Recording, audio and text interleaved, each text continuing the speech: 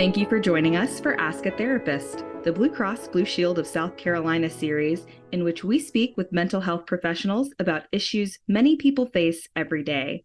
I'm one of your hosts, Brindy McNair, and today we're joined by Dr. James Bouknight, geriatric psychiatrist, to talk about mental health for seniors.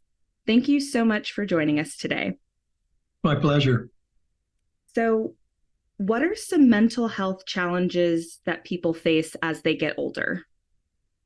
Well, I think number one on most people's list would be major neurocognitive disorder is the new nomenclature. What everybody thinks about is dementia, and the most common type of dementia is Alzheimer's disease. So I think as we get older, that's what most people fear most. The incidence of dementia increases dramatically as we age. So that's scary for most people. But you can't ignore other mental illnesses in the elderly. Depression is common. In fact, the rate of suicide is highest in white males over age 75. You also can't ignore substance use. And our bodies change as we get older. So substances that we used to be able to tolerate fairly well, we're no longer able to tolerate. Our livers don't metabolize alcohol like they used to. And so many people who say, I'm not drinking any more than I used to, find that they now have an alcohol problem. Drugs are increasingly more common in the older age group. In many states, marijuana is now legal, and many people believe that marijuana is a medication that they classify it as a medication that they can safely use, but it is an intoxicant. So it can be dangerous for some people. Wow, that's interesting, particularly about the suicide rate. Is there any insight as to why that's the case for white males? Actually, females attempt suicide more than males. Males complete because males tend to use more lethal means, mainly firearms, which in our country are readily available to almost everybody. You know, males find themselves often isolated if they are widowed or divorced. They get lonely. Their friends often are limited because they've moved away or sometimes died. You'd mentioned dementia, Alzheimer's as a mental health issue that's particular to older people. Are there any others that are specific to people in that demographic?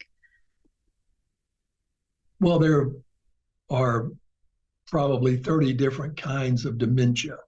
You've probably heard of some of them: Lewy body dementia, frontotemporal dementia, the vascular dementia. They're all kinds.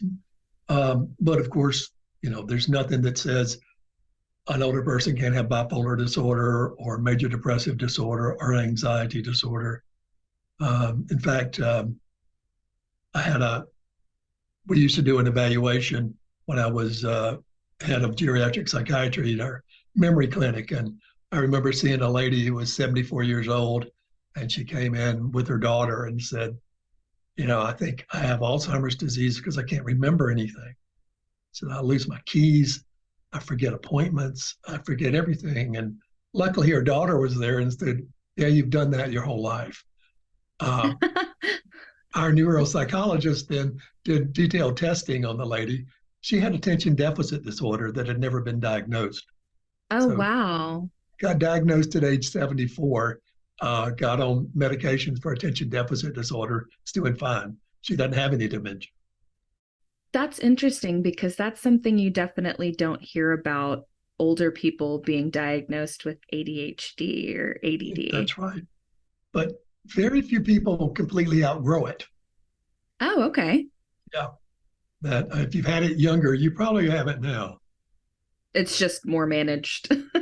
Well, you know, when you don't have to be at school, you don't have to be at work at a certain time and leave at a certain time and remember appointments. When you're retired, then those issues are not as complex.